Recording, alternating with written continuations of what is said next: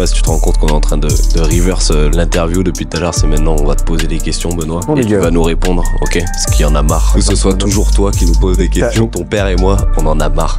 En tant qu'entrepreneur, ton métier c'est de résoudre des problèmes, mais sauf que ce qu'on te dit pas avant de te lancer, c'est que quand tu résous un problème, t'en crées 3 autres. Et tu crées une exponentielle dans les problèmes, ce qui fait que t'es sans arrêt dans une obligation de level up en fait pour résoudre les problèmes toujours mieux, toujours plus vite. Il y a combien d'entrepreneurs aujourd'hui qui vont avoir cette envie de créer le produit, le service parfait et finalement ne rien lancer du tout, ou au contraire avoir un truc qui végète jusqu'au bout, quoi. Je suis d'accord avec ce que tu viens de dire. On a envie de faire monter en compétence les gens. Donc si tu t'appelles Jean, t'as envie de monter en compétence, tu peux rejoindre l'équipe de Scalezia, quoi. Voilà. La base pour réussir en entrepreneuriat, c'est d'être toujours en quête de nouveaux apprentissages. Alors chaque semaine, je t'emmène avec moi à la rencontre des meilleurs entrepreneurs du game. Je m'appelle Benoît Dubos, cofondateur de Scalezia, et comme toi, j'étais vraiment pas prêt pour cet échange. Let's go. La mise en place la plus qualitative de l'histoire, hein, le petit setup sympa. Qui êtes-vous, messieurs? Journaliste pour TV Sud, Jules Gardère. Serge Gainsbourg. Enchanté. Non, du coup, Jules, Head of Sales, associé chez Scalezia, l'agence de croissance. Oh non, c'est pas ça.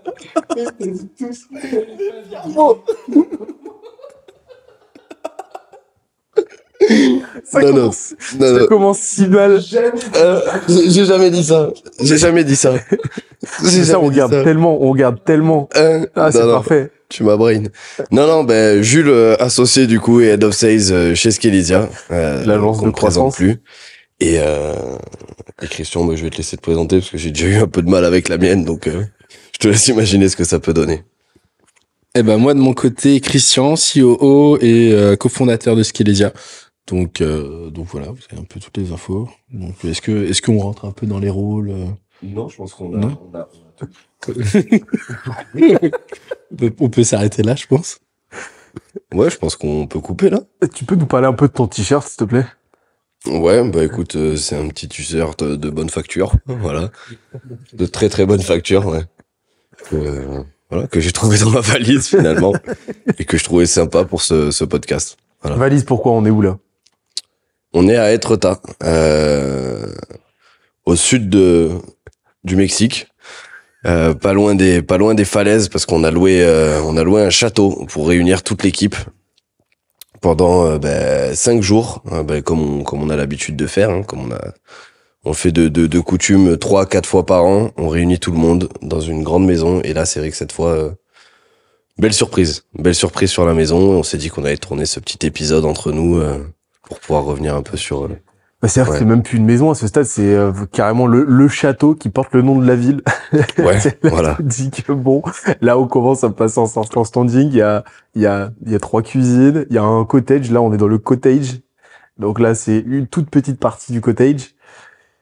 Ouais. Quand t'as un cours de tennis à 10 mètres de tapiole en général, c'est que c'est plutôt cool quand même. C'est qu'on est on commence à atteindre des petites dimensions sympas. Mais qu'est-ce qui justifie que là on ait pris un truc de cette stature? La taille de l'équipe qui commence à grossir. Donc ça, c'était de plus en plus compliqué forcément de faire rentrer à partir de 20 dans un appart, ça devenait compliqué. Du coup, je pense que c'était intéressant de prendre des lieux pour vraiment marquer le coup. Aujourd'hui, à l'époque, c'était plus des réunions finalement entre potes en mode finalement le standing, on s'en foutait un peu quoi, on se réunissait plutôt pour se voir. Maintenant, on a vraiment envie que ça devienne, je pense, des grands moments hyper sympas. On voit qu'on a monté aussi en grade au niveau de la nourriture puisqu'on a pris un chef. Donc ça vraiment ça nous a bien changé la vie. Et voilà, je pense que c'est une raison valable déjà, non? Ouais, mais ça me donne le vertige, je sais pas ce que vous en pensez, mais plus le temps passe, plus les Scalezia se passent, et plus je me dis que là, on est en train de créer un truc d'une dimension qu'on n'avait pas forcément présagé au départ, quoi. Avec Christian, tu viens de la scale-up à la base, donc tu sais ce que c'est une hyper croissance. Tu sais ce que c'est que de recruter beaucoup de monde et de bosser dans une grosse équipe. Moi, je sais pas du tout ce que c'est. Et donc, je le découvre comme ça de semaine en semaine. C'est assez dingue. Et là, j'ai vu l'intégralité de l'équipe, sachant qu'il y a d'autres personnes qui ont pas encore été onboardées, qui sont dans le pipe là, enfin qui vont bientôt arriver. Je me dis que là, on est en train de, ça donne un certain vertige, quoi. Ah bah là, ouais, on est passé sur une toute autre étape, quoi. C'est vraiment dans cette idée de vouloir construire une équipe, mais en gardant quand même ce côté fun, ce côté modèle bande de potes qu'on aime bien. Et ouais, c'était pas forcément à Paris, pas forcément un objectif au démarrage. Et finalement, bah, ce qu'on s'est dit, c'est bah, pourquoi pas créer l'équipe, grossir intelligemment. On a attendu quand même pas mal de temps avant de recruter de façon aussi intensément les nouveaux profils. Et je trouve que ouais, on s'est pas mal démerdé, on a pas mal avancé et aujourd'hui, bah, il fait que voilà, on est 25 aujourd'hui et donc forcément, le château n'est pas trop aujourd'hui. En tout cas, je trouve. Et tu parlais on va parler de la culture parce que t'as parlé de la partie du modèle bande de potes. C'est vraiment devenu un modèle à part entière, mais qui est complété par un autre modèle dont on parle là. On parle des chiffres un peu, Si tu veux. histoire de donner du gras, tu vois. Allez, tu sais quoi, on se partage. Je parle quoi, les chiffres au Bah, niveau équipe, au niveau ouais. client, et après on rentre quoi un peu dans le détail. Bah, chiffres, par pôle, bah vous, par pôle. enfin Ouais. sur la partie AO. Bah écoute, d'ici le mois prochain, on est déjà 7 AO. Donc moi qui vais venir un peu chapeauter entre guillemets l'équipe et le faire monter en compétences. Donc aujourd'hui, c'est presque 140 clients en cours, un petit peu plus. Voilà, pour qui ça se passe bien avec une satisfaction qui monte en flèche de mois en mois et une bonne structuration en tout cas pour pouvoir et logistique pour pouvoir aller chercher ce détail-là entre guillemets dans la satisfaction avec un scoring, avec une gamification, avec un collectif qui envoie du lourd encore aujourd'hui et ça je suis ultra fier aussi parce que mine de rien on est 25 aujourd'hui mais derrière il y a un collectif de 90 personnes. Et ça, c'est quand même 90, ouais, effectivement. 90 experts, et ça, ils ne sont pas des experts. Et en tout cas, voilà, pour la partie advisory, donc vraiment ce côté produit, en tout cas chez nous, ce côté service. Et ça, c'est plutôt cool. Ouais. C'est vrai, Christian. Bravo pour ton intervention. Non, puis si on rentre un peu plus dans les chiffres, effectivement, avant de rentrer dans le chiffre d'affaires, tu parlais de la structure. Sur la partie sales, ben ça a pas mal bougé puisque quand je me dis qu'il y a un an, on était plus que 2 dans l'équipe sales. Il y avait Alex et moi-même. Et là, ben dans 2 semaines, on est 8. Avec, on avait un seul pôle, c'est-à-dire que le pôle sales, ben c'était juste des business stratégistes, donc qui prenaient des appels avec des clients. Et aujourd'hui, ben on a 3 pôles au sein d'un pôle sales. Donc déjà ça, on parle souvent des métriques de chiffre d'affaires, de la rétention, du nombre de clients, etc. Mais je trouve qu'il y en a qui sont encore plus parlantes finalement. C'est les évolutions et c'est la structuration. Pour en revenir un peu plus tard sur les différents pôles qui commencent à se créer en fait avec des head-off, avec des team leads. Je trouve que la vraie transition au-delà du chiffre d'affaires, elle se fait vraiment dans la structuration finalement et dans les différentes strates qui commencent à y avoir dans la structure de Scalesia. Et sinon, bah, si on rentre un peu plus dans les chiffres de Scalesia, là on tourne entre 250 000 de CA par mois. Ça dépend des mois. Forcément, il y a des fluctuations. Il y a une période aussi un peu macro avec un contexte d'incertitude qui fait qu'il peut y avoir des variations. Il y a des mois où il y a ce côté cyclique aussi, pas mal de jours fériés, on le sait. Donc forcément, quand on est une entreprise sales driven et qu'on a vraiment en fait ce chiffre d'affaires qui rentre et qui est directement corrélé autant passer avec des clients, autant passer en call, c'est le jeu, surtout avec des gros tickets, qu'on est sur des tickets mine de rien qui sont entre 12 pour les clients avec lesquels on va bosser à 25 000 euros. Donc forcément, quand t'as un close en plus ou un close en moins d'un mois à l'autre, tu peux voir de belles variations. Mais ouais, voilà un peu ce que ça donne. On a à peu près entre 15 et 20 nouveaux clients qui vont rentrer tous les mois. Donc ça, c'est beau aussi parce que ça va très très vite. Et non, et vraiment très cool. Vraiment très cool. À la fois sur la structuration et à la fois sur les chiffres. C'est vrai que sur c'est la partie, enfin, c'est le pôle qui a le plus évolué, en fait, au cours des derniers mois. Le pôle sales, tu as dit, vous étiez plus que deux il y a un an. Là, aujourd'hui, il y a les business strategists qui s'occupent, de toute la vente, qui est très consultatif chez nous, avec une vraie ingénierie commerciale, une vraie dimension conseil. C'est-à-dire que tu commences déjà en tant que prospect à recevoir de la valeur pendant l'expérience de vente, en fait. Déjà avant, Ouais, à tous les étages, quoi.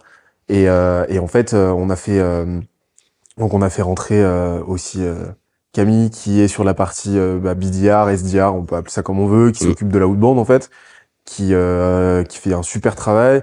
Jenny, qui est arrivée cette semaine-là sur l'account management. Et alors c'est toi qui as poussé cette innovation entre guillemets qui est très très peu présente en France, avec Flavien qui s'occupe du setting. Ça c'est intéressant qu'on en parle. On en parlera plus prochain dans ton épisode des jeunes branches là qu'on va tourner après-demain. Mais parlons-en très rapidement. C'est quoi le setting? Le setting, c'est une approche très à la fois américaine et à la fois B2C au départ, finalement de la vente. En France, on retrouve souvent ce côté SDR et account exécutive. Donc c'est souvent la paire. Aux États-Unis, on va plutôt parler de setter, closer, notamment dans les prestations de services. C'est un pont entre le marketing et la vente. C'est-à-dire que c'est une personne qui va gérer, par exemple, différents comptes LinkedIn, donc qui va avoir plusieurs messageries et qui va rebondir sur différentes intents qu'il va retrouver sur des posts, par exemple, quelqu'un qui a commenté un post, quelqu'un qui a liké, quelqu'un qui commence à te suivre et qui va commencer à engager finalement des discussions vraiment désintéressé finalement au départ, parce que l'idée c'est pas forcément de vendre Scalezia ou quoi que ce soit, mais c'est plutôt de voir s'il y a un besoin, s'il y a des ressources qu'on pourrait aller pousser dans notre contenu, qui pourraient l'aider dans les différents enjeux. Et souvent en fait au cours de cet échange, en fait on peut se rendre compte qu'il y a des opportunités, et l'idée c'est bien évidemment après de pousser pour aller un peu plus loin dans le processus commercial. Donc c'est une approche qui est innovante finalement, que des gens font de manière assez naturelle, qu'on retrouve assez peu, qui fonctionne très très bien pour les entreprises qui font du contenu, donc comme nous avec le média. Et pour la suite, on en reparlera un peu plus en détail dans les jeunes branches. Mais c'est vrai que c'est un truc assez ouf sur la partie justement setting. Même moi, ça me surprend de voir à quel point il y a un vivier d'opportunités de malade, inexploité de fou. Quand tu fais de l'inbound, justement, tu parlais de ces intents-là. Il y a vraiment des signaux extrêmement forts que t'exploites pas. Le simple commentaire sur un post, par exemple, une simple invitation sur LinkedIn, une simple réponse à un mail, à une newsletter ou quoi, peut vraiment donner des opportunités extrêmement intéressantes.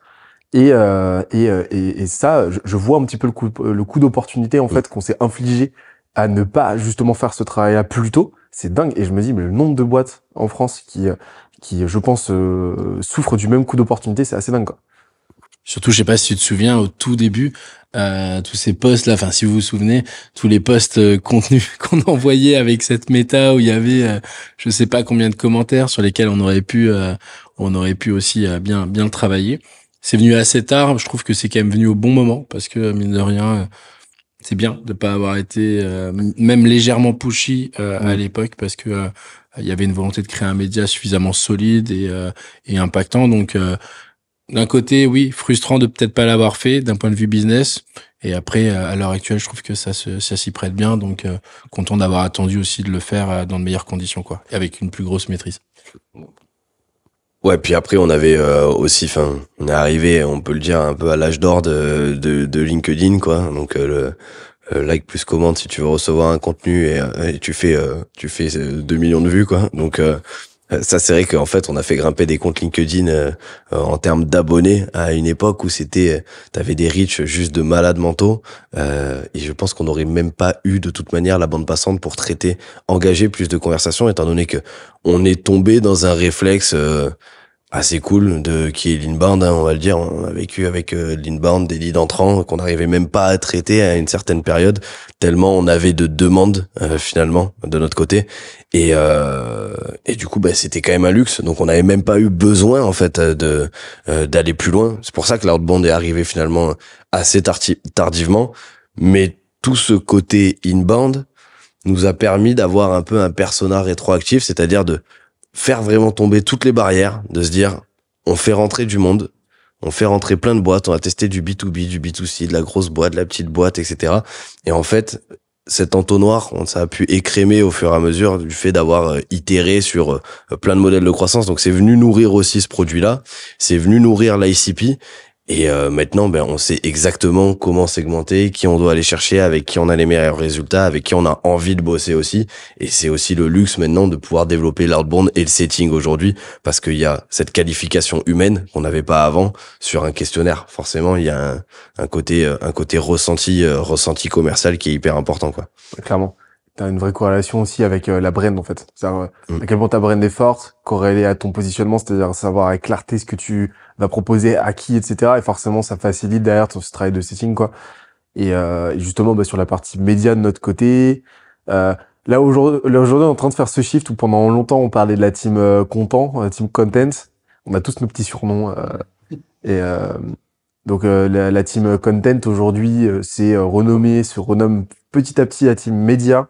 Pourquoi? Parce que on a vraiment pris ce parti-là, de continuer dans cette ligne directrice qui était plutôt tacite, de créer un média qui a pour ambition marketing et business de faire un travail de branding avant tout, avant même de faire un travail de distribution, de lead gen, etc. Et nous, notre objectif, c'est vraiment de de donner le plus de valeur possible en créant en créant le contenu le plus qualitatif possible. Peu importe derrière le nombre de leads qu'on va générer, parce qu'on a compris que les leads, la quantité et surtout la qualité des leads qu'on avait générés, c'était un byproduct de la qualité du contenu qu'on avait créé. Donc on a trouvé que c'était beaucoup plus pétri de bon sens business de procéder de cette manière-là. Et en plus, c'est vraiment très correspondant à notre ADN au final.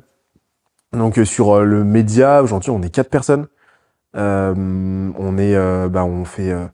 On a moi qui m'occupe de la partie il y a pas de c'est cool, c'est vraiment une équipe où il y a pas de hiérarchie en soi. Donc moi je m'occupe de quoi je m'occupe.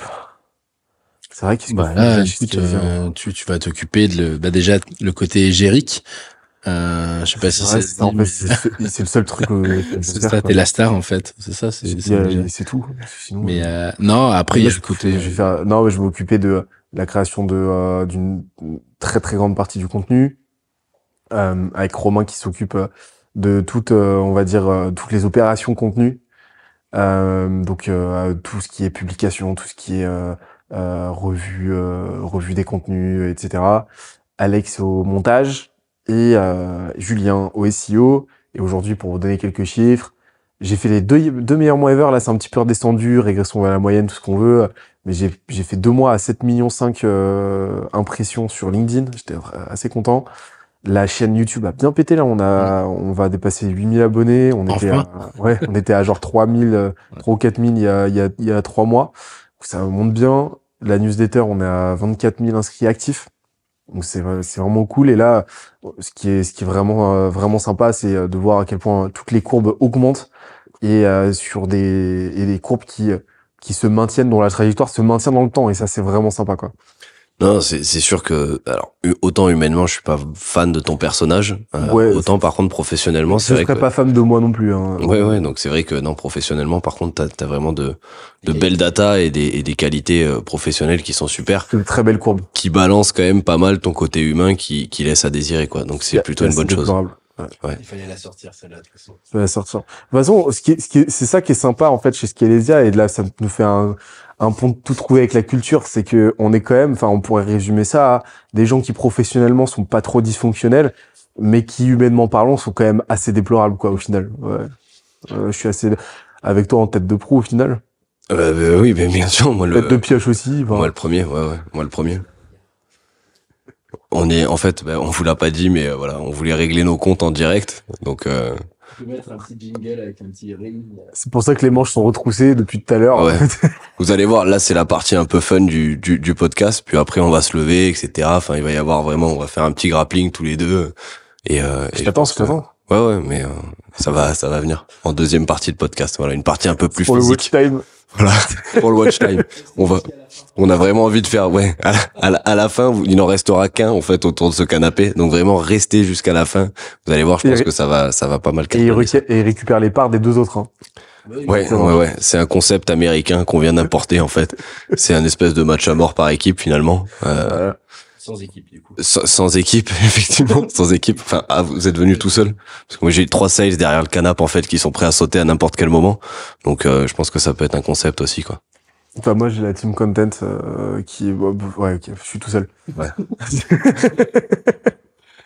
Non, mais après, là, on peut peut-être... effectivement, moi, sur la partie média, c'était assez intéressant. S'il vous plaît, là, on se tient un petit peu, quand même.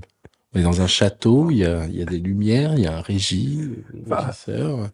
Enfin, voilà. Non, ce que j'avais pas mal aimé, c'est notamment sur cette partie média où on a pu prendre un contre-pied, rapide, de se dire que là où tout le monde donnait du contenu à hauteur, enfin voilà, d'une certaine somme, etc. Nous rapidement, on est parti dans ce délire-là de pousser ce contenu gratuitement pour faire monter en compétence les gens, pas avoir cette réflexion de génération de leads, vraiment partir sur on n'a pas de marketing à proprement parler chez Skelesia, alors que il y en a beaucoup qui vont parler d'agences de marketing, etc. On n'y est pas du tout.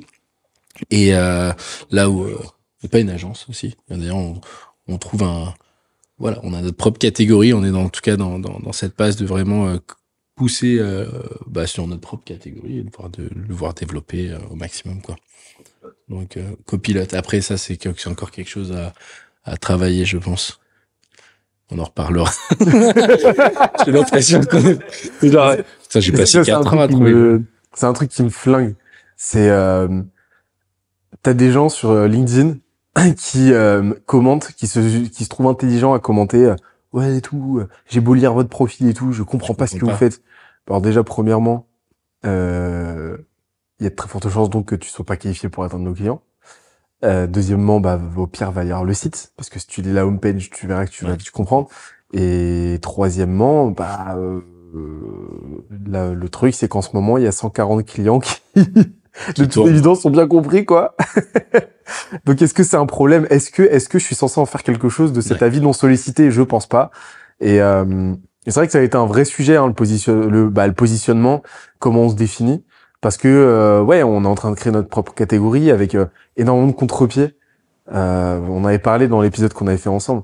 Le fait qu'on adore prendre le contre-pied d'usage bien établi de la doxa, etc.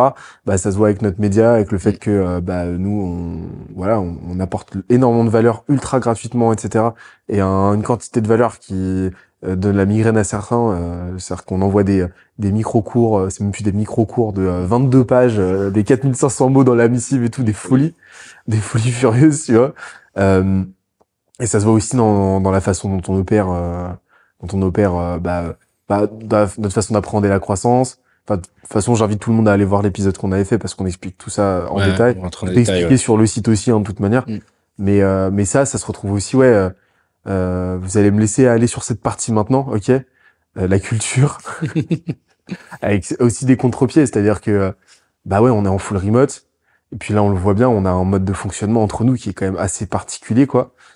Comment vous définiriez aujourd'hui, on a mis le terme bande de potes tout à l'heure, mais comment vous définiriez aujourd'hui, à la lumière des 3 jours qu'on a passés tous ensemble, là, Skelesia en tant qu'équipe? C'est avant tout, ça fait cliché de dire famille, mais en fait, il y a ce côté très, une proximité, que je trouve très cool, le côté transparence. On l'a bien vu, hein, avec l'équipe, il y a très peu de distance, il y a peu d'hierarchie, même si forcément, il y en a une entre guillemets, forcément pour valider les choses. Mais non, moi je dirais que c'est cette proximité, ce côté fun. On se prend pas au sérieux, mais on envoie ce qu'il faut et on a tous envie de devenir les meilleurs, en tout cas chacun dans notre domaine. Donc moi, c'est vraiment ces éléments-là qui me motivent et que je perçois très fortement au sein de l'équipe, quoi. Je sais pas ce que vous en pensez, mais Moi, ça fait un moment que j'ai arrêté de penser, mais je peux quand même partager mon idée. C'est ça que t'as déjà pensé un jour. Ouais. Ouais. Non, mais non, mais sur la définition, on en avait déjà parlé, ce côté bande de potes, effectivement, mais on devait rajouter le côté performance, qui était l'équipe de sport finalement, qui est à mi-chemin entre cette solidarité, la connaissance et le côté où on peut compter en fait les uns sur les autres, mais en même temps, il y a ce goût et cet attrait pour la performance en continu qu'on peut retrouver finalement dans tous les pôles. Donc je pense que l'équipe de sport, c'est la meilleure définition qu'on puisse avoir. Enfin, la meilleure définition. C'est un petit peu, voilà, c'était super, hein. C'est super ce que t'as fait, Christian. C'est un peu ce côté où... Voilà, non, c'était top. Mais l'équipe de sport, en fait, va rejoindre ces deux mondes. Et après, ouais, c'est vrai que quand on sort de 3 jours, là, 3, 4 jours, 5 jours de Skelesiade, parce que c'est pareil, c'est pas des team building, mais des Skelesiades, du coup, en interne, ouais. C'est beau quand même ce qu'on a pu construire, et je pense que la culture, en tout cas, on a réussi à amener cette culture qu'on avait envie d'amener, mais en même temps, c'est un produit dérivé de plein de choses. On en parlait, c'est-à-dire que si on nous avait posé la question il y a 3 ans, qu'est-ce que vous avez envie de construire? On avait les grandes lignes, mais finalement, ça a été quelque chose qui a évolué au fur et à mesure, et on n'a pas 100% maîtriser la culture. C'est-à-dire qu'on a mis des gens ensemble, et au fur et à mesure, il y a eu une émulsion, et après, ouais, et après on l'a consolidé, comme avec l'exercice qu'on a pu faire hier, où on a... Mais ça, parlons-en, parce que je pense que ça, effectivement, ça a fait beaucoup de bien. Et je pense que ça bénéficiera beaucoup de boîtes en vrai. Hein. Je pense. Mais par contre, effectivement, ça demande une transparence des deux côtés. En fait, ce qu'on a fait pour contextualiser, c'est que on se posait la question de comment la culture, enfin comment les valeurs de Skelezia étaient perçues et vécues au sein de l'équipe en fait. Parce que forcément, on a toujours peur de cette dilution, cette alchimie qu'on avait quand on était 7 personnes. Est-ce qu'aujourd'hui on la retrouve quand on est 25? Et en fait, on se posait cette question, et donc on s'est dit que le meilleur moyen, c'était de demander directement à l'équipe. Donc là, on a profité de la Skelesiade pour se réunir tous ensemble, et c'est un exercice que je recommande à toutes les boîtes. C'est de se poser la question de, ok, oubliez complètement les valeurs actuelles de la boîte. On va discuter ensemble là en mode full transparence, parce qu'il n'y a pas de transparence dans la boîte de toute façon, c'est qu'il y a un problème de base, mais full transparence de comment vous vivez ça, comment vous vivez la culture aujourd'hui, quels sont vos ressentis par rapport à ça, quels événements vous pouvez, avec quels événements vous pouvez illustrer tout ça. Et en fait, ça a donné lieu à une discussion super intéressante. Et ce qu'on a fait à la fin, c'est que c'était pas prévu, mais ça a donné des résultats super intéressants. Ils ont tous kiffé l'exercice. Ils ont vraiment tous kiffé l'exercice. Moi, j'ai noté aussi une phrase qui émane souvent à chaque Skelesiade. C'est incroyable comment vous faites pour avoir un tel fit sur chaque nouvelle personne qui nous rejoint. Ça, c'est-à-dire que tu sais, je sais même pas naturellement, en fait, moi, j'ai du mal à répondre à cette question, tu vois, parce que typiquement. Alors si, je pourrais la répondre. On a un dernier call, le dernier entretien qu'on va faire, il joue sur le fit. Nous, on a un objectif presque lié à ça, donc ça, je pense que ça joue. Mais après, effectivement, il y a cette alchimie qui se crée, et on est quand même plusieurs aujourd'hui dans le cursus de recrutement. Ça, je pense que c'est important pour pouvoir en fait garder une cohérence, tu vois, et pas juste de travailler un fit, etc. Mais moi, j'ai trouvé ça incroyable, et à chaque fois, à chaque événement, à chaque nouvelle personne qui rentre dans l'équipe, j'ai cette remarque, comment vous faites quoi pour garder ce lien, garder cette cohérence en fait entre les différentes équipes? Je pense que c'est que on avait une base en fait au départ. L'erreur que beaucoup vont faire, c'est d'insuffler une culture en fait uniquement par le haut, c'est-à-dire voilà nous les valeurs des founders, et voilà en fait comment vous devez être, et on n'a pas essayé de dicter en fait la manière dont les gens devaient être ou quoi. On a juste mis des gens ensemble De là, il s'est passé différentes choses et derrière, en fait, on en a tiré plutôt des conclusions par rapport à quelle est notre culture. Donc en fait, on a une culture aussi très rétroactive, là où beaucoup de boîtes finalement définissent une culture, mais quand ils sont encore que 2 ou 3, moi c'est comme ça et je vais mettre 40, 50, 60 personnes, ils vont jamais se reposer la question de finalement en fait quelle est la culture maintenant qu'il y a ces 40, 50, 60 personnes et ils gardent en fait exactement les mêmes valeurs au départ, mais c'est pas, en fait, tu peux pas fonctionner comme ça parce que un cercle social et quand tu mets des gens ensemble, il se passe des choses et ces choses-là, en fait, tu peux pas les prédire. Donc c'est quelque chose qui s'est fait de manière assez organique et assez naturelle, quoi. La culture, en fait, c'est vraiment quelque chose, c'est un truc qu'on a compris, c'est que c'est quelque chose d'évolutif et que elle est encapsulée en grande partie par les valeurs, bon, ça on l'a déjà dit, mais que s'interroger sur ces valeurs-là, c'est exactement ce qu'on a fait. C'est le meilleur moyen de se rendre compte d'un décalage entre la théorie et la pratique, entre ce que tu vas écrire sur le mur, ce que tu vas écrire dans ton culture deck et la réalité de ce que les gens vont vivre sur le terrain. Et là, en fait, nous, on s'est rendu compte d'un truc, c'est qu'il y avait déjà non seulement aucun décalage, ça a été vraiment... moi, ça m'a pas surpris, mais ça m'a soulagé quand même de voir qu'il y avait pas ce décalage-là.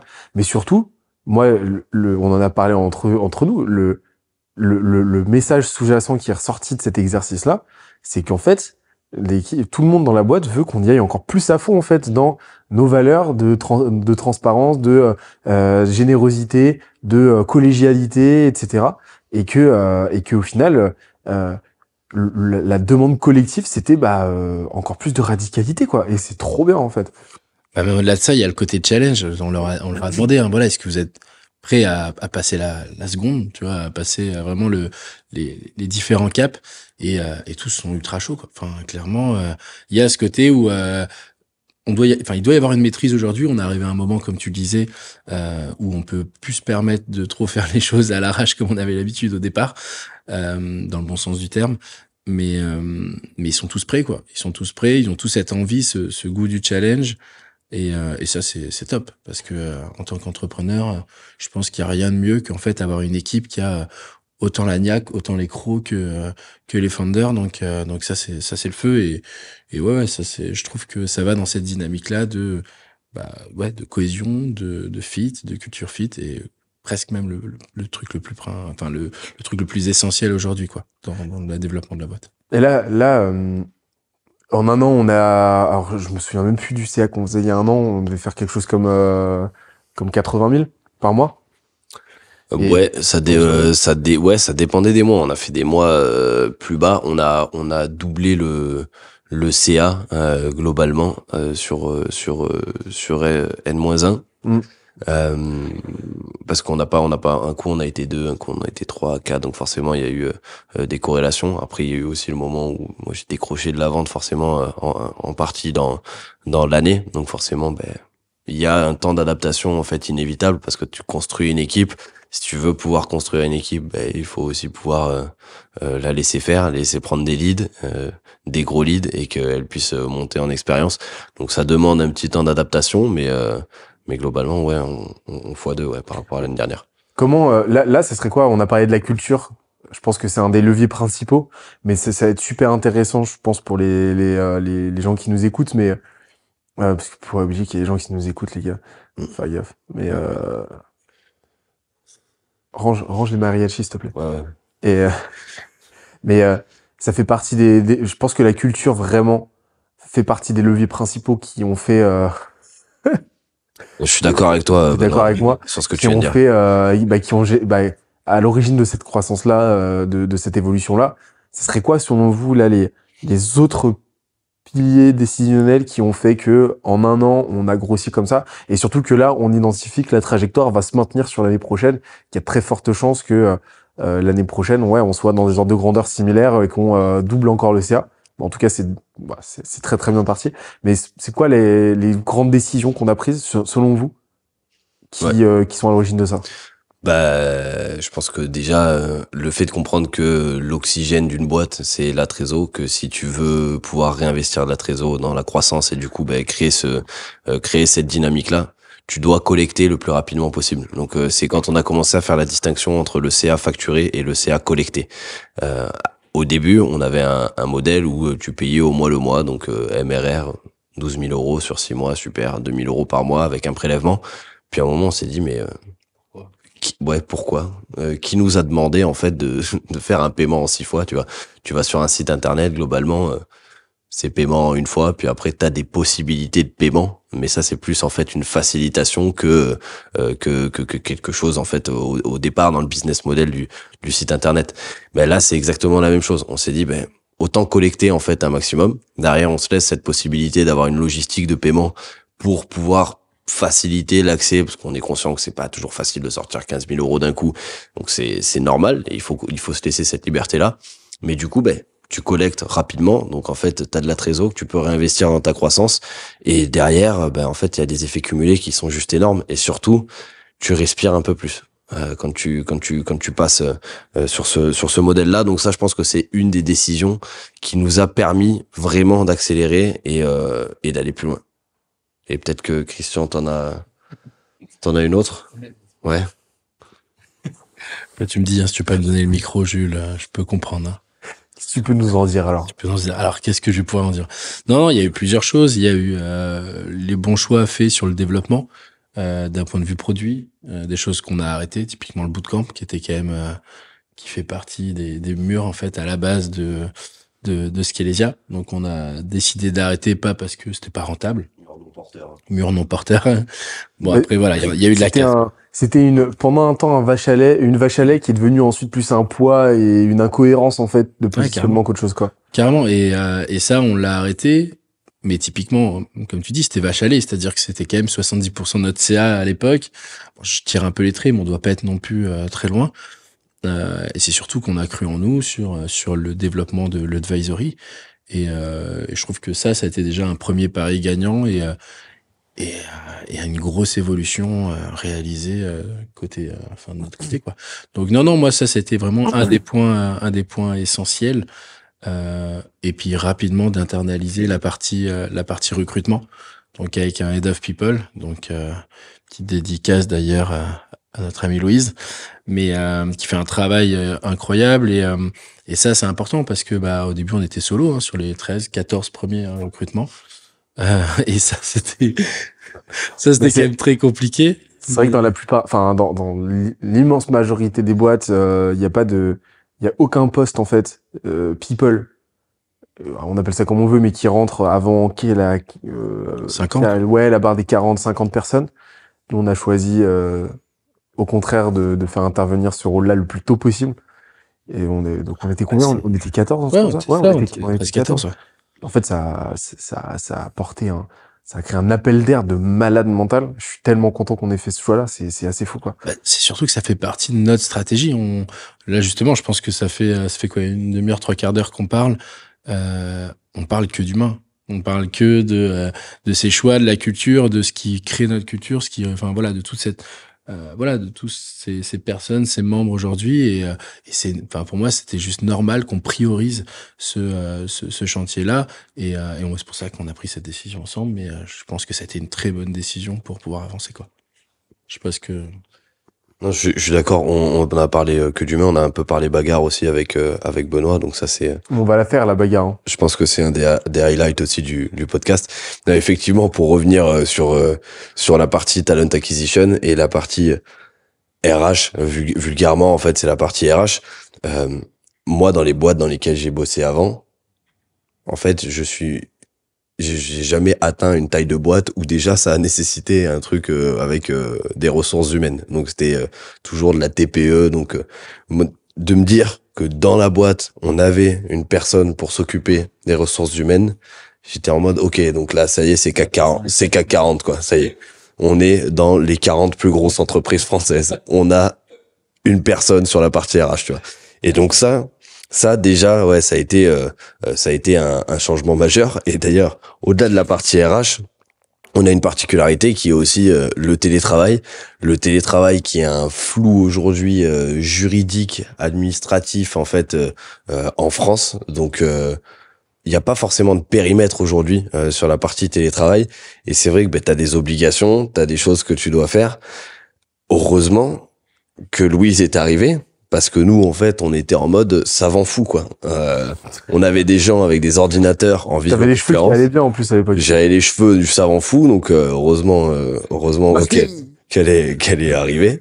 Parce que ouais, en fait, on testait des trucs, on réunissait des gens, bosser quand vous voulez, congé illimité, y a pas de souci, on fait confiance, pas de charte télétravail, rien. Donc t'avais des mecs à Bali, ouais, je pars à Tenerife 2 mois, cool et tout, vas-y super.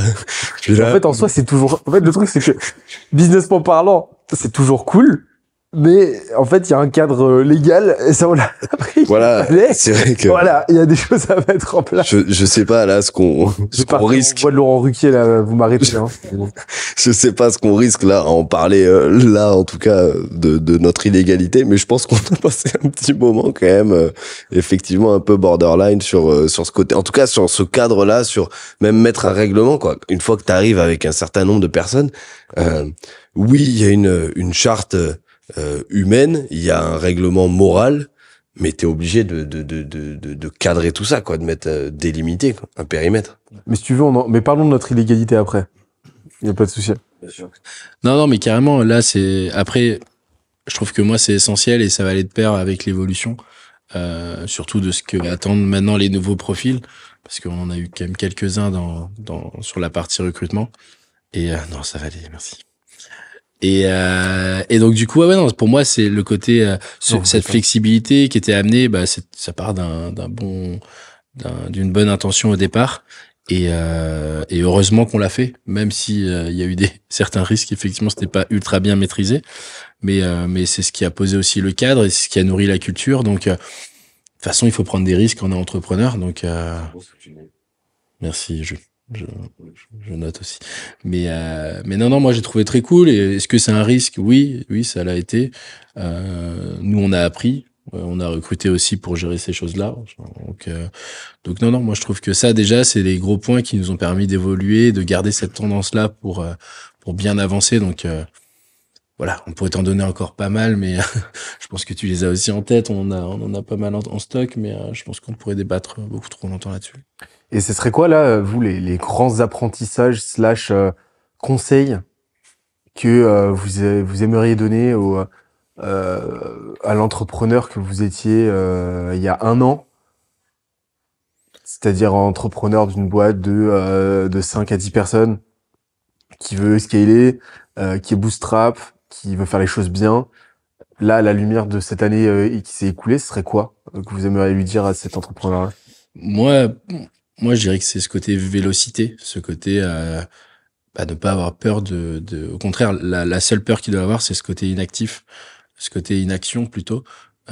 Et ça, pour moi, c'est ce qui nous a permis d'accélérer, de tenir cette cadence, tu vois, et cette croissance. C'est vraiment de se dire, ok, tu feras pas les choses parfaitement. Et c'est fine, quoi. Enfin, il y a pas de problème. Par contre, oui, le seul problème, c'est vraiment ce côté où, tu te mets trop de bâtons dans les roues, tu te projettes pas assez, ou alors, tu commences à avoir des craintes, ou tu te projettes trop et t'es pas assez dans exactement, le court terme. Et ça, ouais. Enfin, moi, je dirais que si on veut vraiment le résumer en un seul mot, c'est ce côté-là, quoi. Il y a combien d'entrepreneurs aujourd'hui qui vont avoir cette envie de créer le produit, le service parfait, et finalement ne rien lancer du tout, ou au contraire avoir un truc qui végète jusqu'au bout, quoi. Mais ça, c'est un truc tu parles de vélocité. J'ai vraiment compris ça cette année.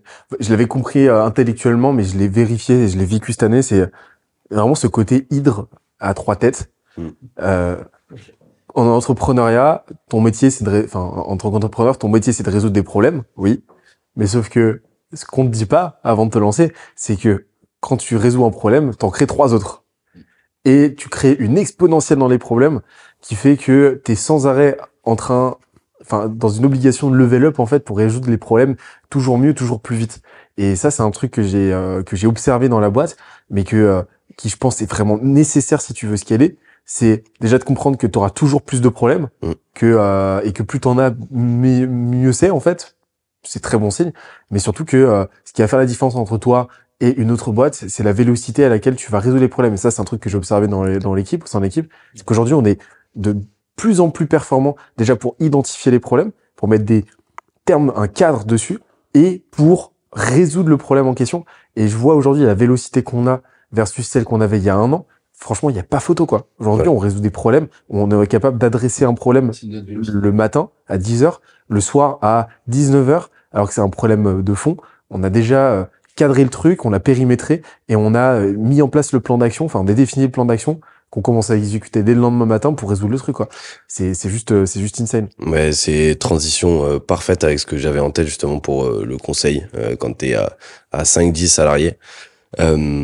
C'est de pas attendre en fait. Dans la résolution de problèmes, on a tendance à vouloir au départ tout faire seul.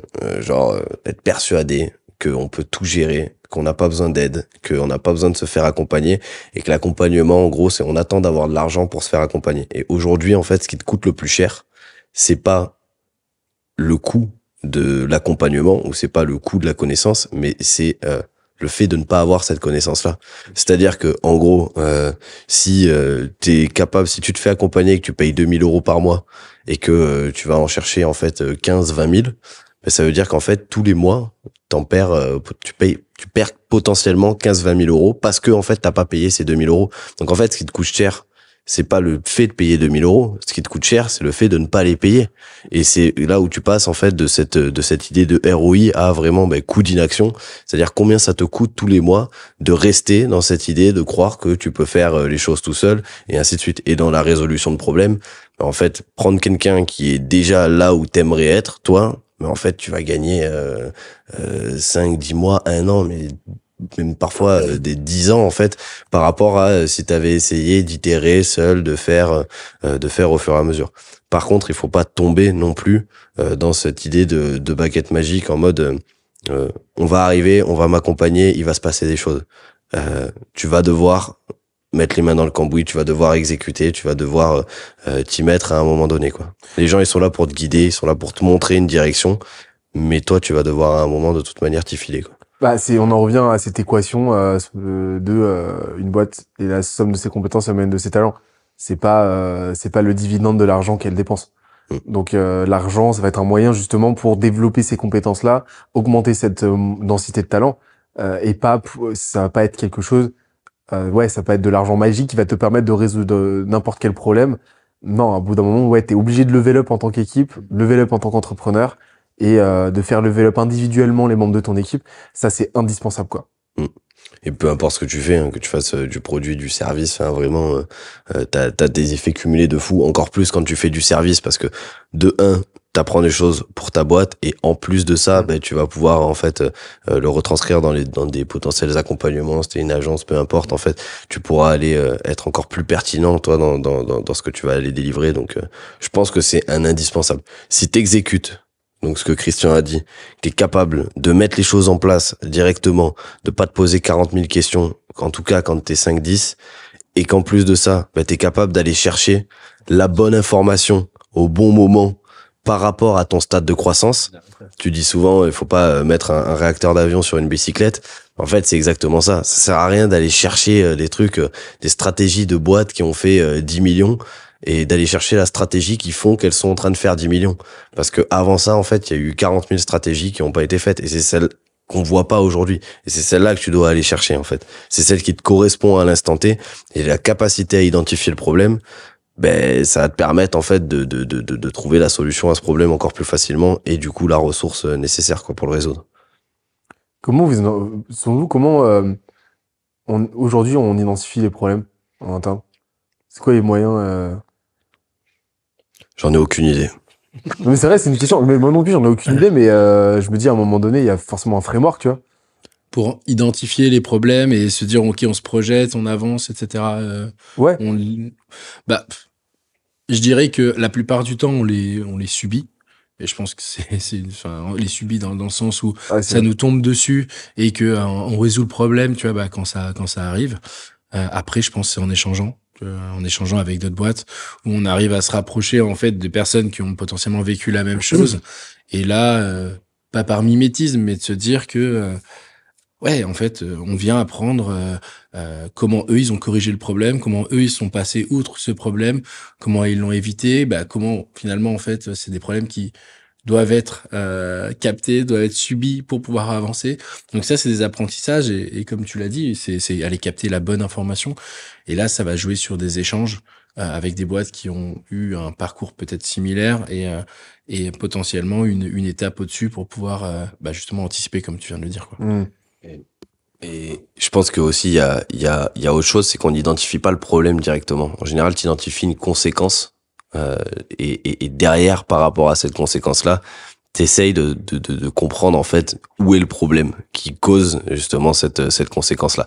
Dans le closing, c'est quelque chose qu'on voit souvent. Hein. J'ai des entrepreneurs qui arrivent, salut, moi en gros.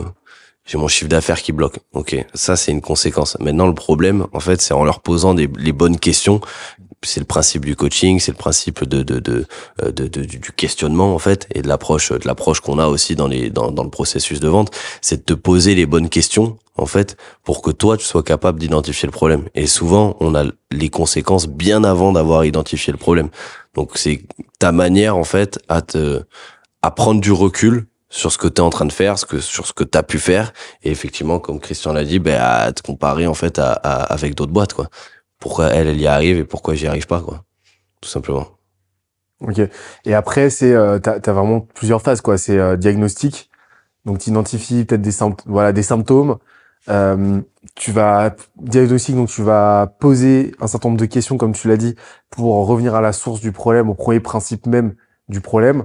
Et puis après, t'as un truc de cadrage. Ok, maintenant on a diagnostiqué le problème. C'est quoi les implications maintenant? C'est quoi les répercussions?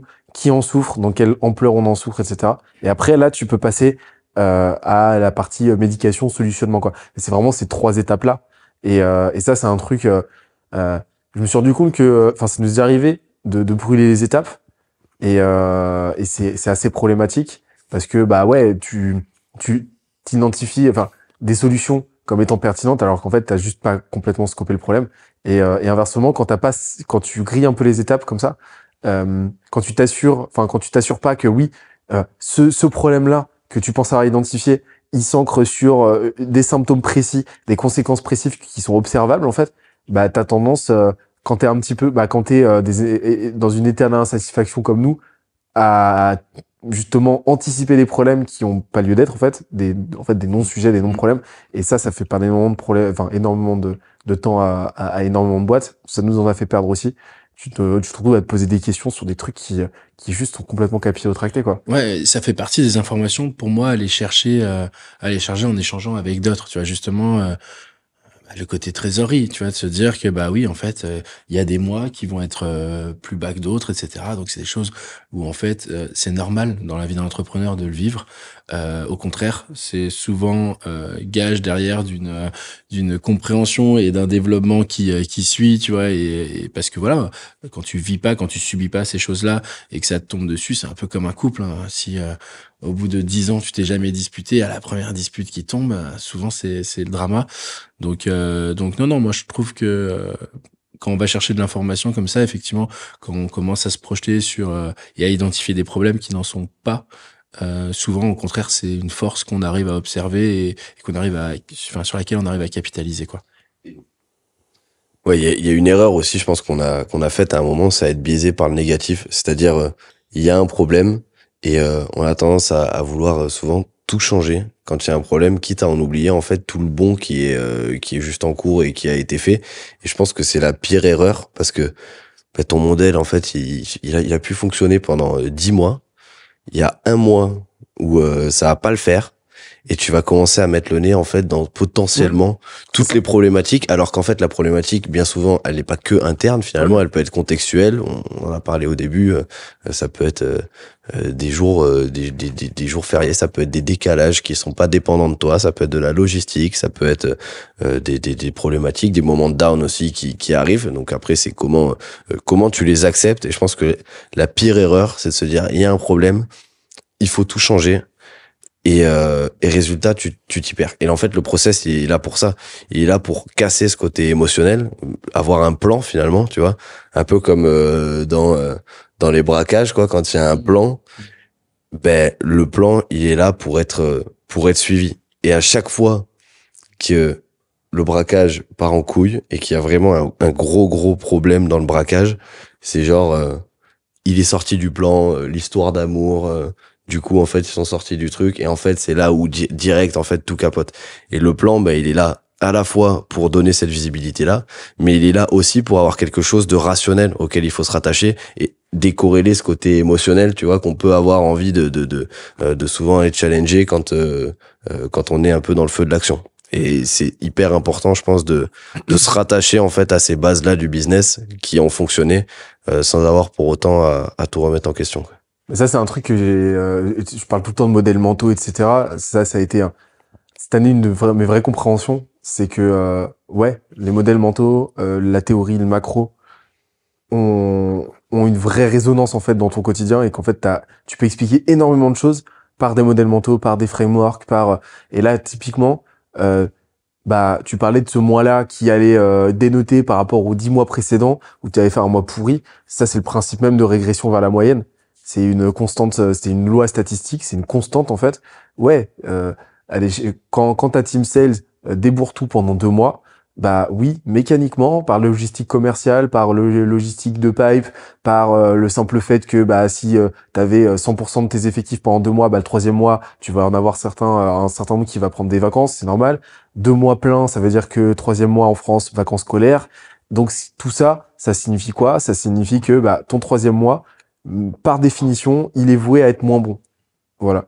Et en fait, le principe de régression à la moyenne, il permet de comprendre ça pour éviter d'en faire un problème, alors que c'est pas un problème, c'est juste une feature d'une réalité, et réfléchir beaucoup plus dans le temps long, prendre de la hauteur, te mettre beaucoup plus en macro par rapport à tout ça, ne plus réfléchir au mois, mais réfléchir au trimestre. On a beaucoup parlé ce week-end, parce que là, on sort d'un mois compliqué avec les ponts, avec un certain nombre de choses. C'est pas, en fait, là, tu finis par comprendre que c'est pas un mois compliqué. C'est juste une composante, en fait, d'une logique cyclique qui fait que, bah, tu vas avoir des moments de moins bons. Et ça, c'est un truc que tu vérifies partout. Moi, je le vérifie dans le contenu. Quand on va faire 4 bangers d'affilée sur le podcast, on sait qu'il va y avoir un épisode qui va être un petit peu moins bon. Quand je vais faire 2 mois de fou sur LinkedIn, je sais que le troisième mois, eh ben, ça a tendance à redescendre. C'est complètement normal. Et là, en fait, au final, tu réfléchis non plus en performance en stock à l'instant T, tu réfléchis déjà en courbe. Est-ce que les courbes augmentent sur une échelle de temps donnée? Oui, non. Et tu vas réfléchir en seuil. Moi, aujourd'hui, les performances commerciales, je les vois en seuil. C'est-à-dire que on a aujourd'hui un minimum de performance et nos performances vont évoluer au sein d'un minimum, d'un maximum. Et l'objectif, en fait, c'est que ce seuil augmente dans le temps. C'est pas faire en sorte d'être toujours au max parce que tu peux pas être au max. C'est de faire en sorte de passer le moins de temps possible au minimum. Mais c'est de faire en sorte qu'au fil du temps, en fait, ce seuil-là augmente et pour le mieux, quoi. Et le fait d'avoir compris ça, moi, ça m'a enlevé énormément d'anxiété que je pouvais avoir au préalable. Il y a encore quelques mois, quoi. Et tes modèles mentaux, toi, de ton côté, est-ce que c'est quelque chose a posteriori ou a priori? C'est-à-dire, est-ce que tu te dis, il y a un modèle mental qui existe, ouais, je vais essayer de l'appliquer? Ou est-ce que je vis des choses et a posteriori, je me rends compte que finalement, j'étais dans ce modèle mental-là, tu vois? Il y a 3 trucs. Il y a les modèles mentaux, il y a les modèles mentaux que je connais, que je connaissais déjà théoriquement et que je vais repérer dans mon quotidien, qui vont m'aider à mieux comprendre. Typiquement la régression à la moyenne, ça m'a apporté des réponses. Il y a les modèles mentaux que je vais constituer moi à partir de mon vécu. Donc ça va être des frameworks et ainsi de suite. Typiquement le TMV, les 5 piliers. Et après, il va y avoir un entre-deux en fait, où je vais commencer à comprendre qu'il y a peut-être un pattern dans mon quotidien. Et là, je vais trouver un modèle mental qui va apporter une substance au truc.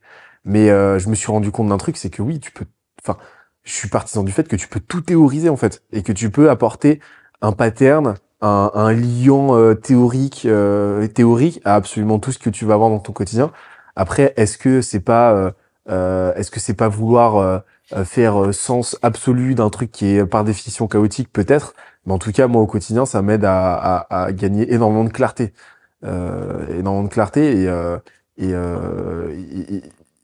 et énormément aussi je pense, de pertinence dans les décisions qu'on va prendre tous ensemble par la suite, quoi. Et ouais. Ouais, C'est un ouais. peu- c'est- Je continue à dire ouais jusqu'à ce que vous... Non, mais là, on a parlé un peu des grands, des grosses victoires, des gros changements dans l'histoire de Skelésia. Est-ce qu'on passerait pas justement Aux grosses défaites. aux grosses défaites? Aux grosses défaites. Grosses Alors, défaites. aux grosses défaites, avoir On est- gardé Jules. On est en train de faire un putsch sur le modérateur. Je sais pas si tu te rends compte qu'on est en train de reverse l'interview depuis tout à l'heure. C'est maintenant, on va te poser des questions, Benoît. Posez-moi Et des tu vas, questions, et les tu gars. vas nous répondre, ok? Parce qu'il y en a marre. Il y en a Que ce marre. soit toujours toi qui nous pose des questions. Ta mère et moi, on en a marre. Voilà, on en a marre. Ton père et moi, on en a marre. Ok, Benoît? Non, mais enfin, je sais pas ce que vous en pensez, hein, mais je pense que ça peut être intéressant de se dire que bah il y a toujours des côtés négatifs, il y a toujours des choses à améliorer. Il y a pas que du bon. Hein. Souvent, les gens me demandent ouais, putain, vous avez fait des trucs incroyables, etc. Ah non. C'est ouais, voilà. Il y a tellement de fails. Non, bah, on a tellement de fails. Mais ça, c'est un vrai truc. Ça, c'est un truc qu'on a compris il y a pas longtemps. C'est le fait que, il y a encore 1 an, on pouvait se permettre de tenter plein de trucs et que ça foire. Ouais. On avait lancé le Skelésia Premium, qu'on a kill au bout de quelques mois. On en reviendra peut-être un peu dessus après. Mais pour tout un tas de raisons, en fait. Mais c'est juste qu'on s'est pas donné les moyens de faire réussir ce truc, que c'était pas forcément cohérent avec ce qu'on voulait faire. Mais en fait, on a tenté. Il y a 1 an, on pouvait se permettre de tenter et que ça marche pas. Et je me suis rendu compte de ça, en fait, que aujourd'hui, on a passé ce cap qui fait qu'on peut plus se permettre, de par le branding, de par le rayonnement qu'on a, de par l'image que les gens ont de nous, les attentes que les gens nourrissent de Skelésia, on peut de moins en moins se permettre, en fait, de tenter des trucs qui seront pas au niveau, à ce niveau-là, en fait, à ce standard qu'on s'est fixé. Et en fait, c'est un vrai réapprentissage de notre mode de fonctionnement, parce que nous, on vient de ce truc-là, très growth, très pirate, très bordel, on tente plein de trucs, Ouais. etc. Là où aujourd'hui, on commence petit à petit à avoir beaucoup de choses à perdre, en fait, à faire des trucs un peu crado, quoi. Et moi, je viens de ça à la base, donc ouais, c'est un vrai apprentissage. Je viens du crade. Tu viens du Je viens du crade. Toi, pas du tout, mais moi, oui. Moi, oui. Non, mais c'est un bon exemple là, ce côté effectivement j'avais presque oublié le Skelésia Premium. Ouais, c'est il y a pas mal de choses à en redire. Mais non, on a effectivement voulu en fait financer autofinancer le média un peu de cette façon-là. Donc finalement, oui, c'était pas du tout la bonne idée et en tout cas mal tourné. Donc là, on a d'autres objectifs aujourd'hui. Bah, Mais Après, c'est relatif, parce qu'on avait atteint un petit MRR sympa quand Oui, même. voilà. On était à, effectivement, on était monté à 4000, je crois. ouais, avait même un peu MRR. plus hein, dans les au tout début. Effectivement, on a quand même réussi à aller chercher les 60 presque les 60 clients. Et mais le problème c'est que derrière ils sont pas restés bien longtemps parce que on a sous-estimé la charge de travail derrière et l'évolution en fait et le rythme à donner dans cette communauté qu'on essayait de créer. Donc ouais, c'est assez moyen quoi. Je pense que justement, par rapport au Skelésia Premium, c'était pas un problème d'idée. L'idée est bonne. C'était un problème de focus. Et c'était un problème, en fait, c'était un problème de focus. C'est que le focus, il devait pas être là à ce moment-là. En fait, on n'avait rien à faire là.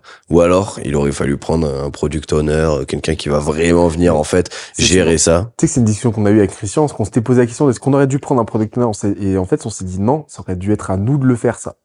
Oui, mais, ou en tout cas, il aurait fallu un référent. Voilà, c'est ça, un référent, mais quelqu'un qui un responsable. responsable ouais, de cette offre. C'est de la faute de Julien, ça. Mais qui était, en plus, qui était un truc, franchement, en termes de valeur, ce que t'allais chercher, 100 balles par mois, t'avais accès à plein d'experts, tu pouvais poser des questions à n'importe quel moment.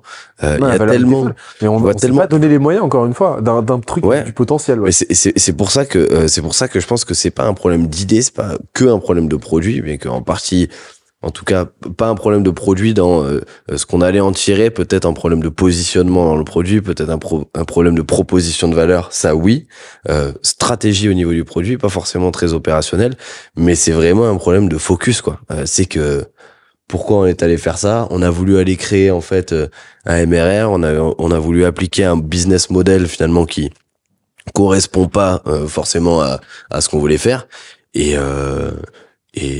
voilà, ça veut pas dire que ça va pas renaître de ses cendres un jour, ça veut pas dire que c'est complètement enterré, ça veut pas dire qu'il y aura plus de communauté payante ou de produits comme ça, on n'en sait rien, mais en tout cas, c'était peut-être pas le bon moment, quoi. Voilà. Et pas la bonne façon de faire non plus. Non, et puis là, Non, mais là, tu vois, ça, c'est aussi notre biais de négativité qui parle, parce que Ouais. je me souviens que j'avais reçu plein de super retours de clients qui y étaient. C'est juste qu'encore une fois, on s'est pas donné les moyens d'aller au bout de ce truc-là, alors que le potentiel était là, même s'il y avait énormément de boulons à resserrer, quoi. Ouais. Mais pour un produit en post-lancement, on avait quand même fait une belle perf en soi. C'est juste qu'on s'est mis un standard tellement élevé que, on s'est mis un standard ultra élevé, parce que notre standard est toujours très élevé, mais on s'est pas donné du tout les moyens. Non, ça a été mais je trouve que ça a été un de nos plus gros apprentissages, hein, et je pense que ça le restera pour le développement de Scalesia. Moi, il y a un autre fail, hein, sur le fait de vouloir justement développer des choses, partir dans tous les sens. C'est le fait de vouloir mettre trop de nouveautés aussi dans les différents, dans l'évolution, par exemple, de l'advisory. Peut-être même à surcharger les équipes de temps en temps toujours dans un objectif de pouvoir, en fait, satisfaire le client au maximum. Et ça, c'est quelque chose qui a été retravaillé, mais une erreur aussi. On peut le voir, hein, sur ce côté développement, en tout cas sur la vélocité du développement de l'offre. Et là, l'objectif, ça a été vraiment de se canaliser sur les gros apprentissages, sur les choses à venir transformer, à ajouter comme amélioration. Et ça, ouais, on a voulu en mettre beaucoup trop d'un coup, et c'était quand même compliqué. Enfin, je sais pas si vous vous souvenez un peu de cette période où il y avait eu énormément d'évolutions, et du coup, ouais, ça partait un peu dans tous les sens. On voulait régaler le client à son maximum, et sauf que nous, on était peut-être pas forcément prêts pour prendre autant de features, autant de fonctionnalités, autant de développement d'un coup, quoi. Ouais, en fait, faut accepter que juste, tu peux pas tout faire, quoi, à un moment. Donc, franchement, la roadmap, je pense qu'elle était un peu chargée, quoi. Et on avait tellement envie d'être à arriver, quoi, au résultat, que on était en mode focus à fond résultat. Et je pense que c'est là où aussi on a changé un peu à un moment cette idée d'input output. Là où on était ultra focus sur l'output, c'est-à-dire qu'on avait cet objectif-là, leader européen de la croissance, on veut y aller, etc., etc. Et résultat, en fait, on était plus focus sur les actions concrètement qu'on mettait en place. En tout cas, on testait plein de trucs plutôt que d'aller au bout des choses et de se dire que le 0,80%, il va très vite. Et en fait, on voulait faire le perfectionniste à chaque fois sur les 20 derniers pourcents. Mais finalement, le 0,80, tu vas mettre un mois à le faire. Et en fait, le 80 à 100%, il va te prendre 12 mois. Et en fait, ça sert à rien de faire ça, tu vois. Et ça a été un vrai problème. Et ça a été, je pense, aussi une erreur. Peut-être qu'on en reparlera plus en détail aussi dans l'épisode des jeunes branches. Mais ça a été, ok, une fois qu'on a compris comment on scale la partie commerciale, comment on décorrèle aussi du founder, qui est là une problématique dans beaucoup de boîtes de services, en fait, c'est d'aller diluer en fait ce risque au maximum, quoi. Commencer et continuer à recruter pour pouvoir faire grossir l'équipe. Et au lieu de te dire, je vais avoir 3 personnes qui vont vendre pour 100 000 euros par mois, en fait, autant en avoir peut-être 8, 9 qui vont faire pour, tu vois, 40, 20, 30, 40, 50 000 une fois que tu as trouvé ton seuil. Mais en gros, voilà, essayer de faire ce 0,80 le plus rapidement possible. Et une fois que tu fais ton 0,80, va le répliquer. Parce que de toute manière, les derniers pourcentages sera les plus durs à avoir. Donc, et surtout, tu auras cette dilution du risque, quoi, qui sera hyper intéressante. Et c'est pareil avec les canaux d'acquisition. Tu fais de l'outbound, c'est bon, tu vois, ça sert à rien. Tu as 80% de taux d'ouverture sur ta campagne, ça sert à rien d'aller chercher les 100%, quoi. Commence à aller taffer un autre canal d'acquisition, commence à te diversifier, commence à diluer un petit peu ton risque et arrête de te dire que tu vas essayer de surperformer tout le temps, en fait, aller chercher le millimètre parce que tu vas te perdre, parce que ça sert à rien et parce que en fait, c'est une guerre d'ego, c'est un challenge personnel, mais qui finalement nourrit pas plus que ça le business à l'instant T, quoi. J'ai fini ma phrase. Non, mais c'était beau. J'ai l'impression que ça t'a laissé un peu perplexe, mais Non, mais circonspect peut-être. alors j'aime pas ce mot. Tu peux en proposer un autre, s'il te plaît? Douteux. Pioche. On l'a déjà dit pioche tout à l'heure. Ouais, non, tu as dit que j'avais une tête de pioche, non? C'est ça, exactement. Je crois pas que c'était dans le podcast, je crois que c'était C'était dans avant. le podcast. Si, si, c'était dans le podcast. T'es sûr? Ouais. Ok. Ouais. Tout le monde le sait, quoi. Que j'ai une tête de pioche? Ouais. Je pense qu'il l'avait vu, il y avait un indice visuel. À la caméra, non? Pas besoin de le préciser, forcément, non? Non. Bon. Faut savoir aussi mettre des mots sur les choses. Ouais, voilà.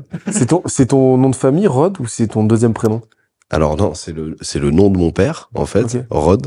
Ok. Et on se le lègue, en fait, avec le micro, d'ailleurs. C'est le principe du nom de famille, quoi. Ouais, c'est le principe du nom c'est le principe du nom de famille. Effectivement. Merci. Ça, on va faire vraiment tout un modèle mental sur le nom de famille, en fait. Sur l'héritage. L'héritage du nom Principe de nom de du famille. nom. Et je pense que c'est une grosse erreur que j'ai faite pendant, pas mal de temps dans ma vie, c'est de pas comprendre, en fait, que je récupérais des trucs de mon père, dont le nom de famille qui est hyper important, quoi, C'est important de famille. pour entreprendre. Pour entreprendre. Et pour créer son profil LinkedIn, parce que si t'as Si pas, t'as qu'un prénom, tu peux pas valider. ouais, voilà. Ça marche pas. Donc c'est hyper important, finalement, Après, t'es obligé de mettre un emoji à la place et c'est un peu nul, quoi. et à chier. ouais, voilà. Après, c'est vrai que tes enfants auront un emoji en nom de famille. C'est pas, C'est pas fou. C'est pas voilà. fou. On passe à la suite? Il y avait une suite? Oui, il y avait une suite. Alors, c'est quoi Entrée la plat. vision, le futur de Skelesia? C'est quoi, alors, les mecs? Hein? Qu'est-ce qu'ils disent, alors? Qu'est-ce que Répondez. c'est beaucoup flashique, ça? Non, alors il y avait cette idée effectivement de craquer l'acquisition, d'avoir un produit ultra énervé sur 2022. 2023, on s'est dit que c'était l'année de la rétention, c'est-à-dire travailler à fond, en fait, augmenter cette satisfaction au maximum des clients et rentrer dans cette rétention et rentrer dans cette continuité, c'est-à-dire que en gros, t'arrives chez Skelesia, globalement, ça s'arrête jamais, quoi. C'est un Jamais. truc qu'on a compris, c'est qu'en fait, ça fonctionne vraiment par, je sais pas expliquer comment, mais ça fonctionne vraiment par année, où chaque année a son grand thème. C'est 2021, on a craqué 2020, on s'est lancé en septembre 2020. 2021, on a craqué la culture. Parce que vraiment, on a posé des bases qui scale aujourd'hui. On a craqué tout court en On a 2021, je craqué crois. tout court, on craque tous les ans. Et, 2022, on a craqué l'acquisition. On a Ouais. posé les bases et tout. On a vraiment, donc, acquisition, c'est quoi? C'est toute la stratégie de distribution plus la stratégie Et la stratégie commerciale, ouais. revenu. Ouais.